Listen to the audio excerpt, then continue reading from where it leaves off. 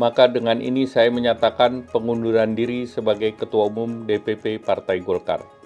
Pengamat politik Citra Institut, Efriza menduga, mundurnya Airlangga Hartarto dari Ketua Umum Partai Golkar bukan secara mendadak tapi sudah direncanakan usai isu bakal dijadikan tersangka kasus dugaan kasus ekspor minyak sawit mentah 2021 hingga 2022.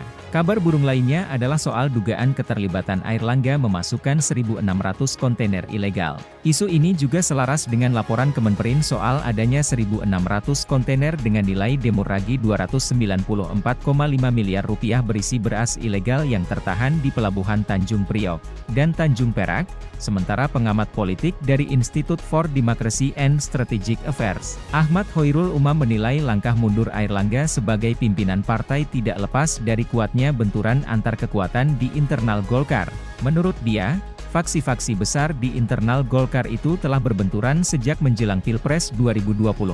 Salah satu bentuk benturan itu sempat terlihat ketika Golkar mencoba utak-atik koalisi Pilpres. Kala itu Golkar sempat hampir mendekat dengan PDIP. Di lain sisi, dia juga menyoroti soal peristiwa pemeriksaan Airlangga Hartarto oleh lembaga penegak hukum di kasus minyak goreng. Sejumlah kalangan meyakini bahwa manuver ketum Golkar itu dianggap tidak kuat dengan agenda kepentingan. Terkait isu-isu itu, Kepala Pusat Penerangan Hukum Kejagung, Harly Siregar mengklaim, penanganan kasus hukum tak berkaitan dengan dinamika politik. Dalam hal ini, Kejagung tak ada cawe-cawe dalam upaya menggulingkan Airlangga dari pucuk pimpinan Partai Golkar.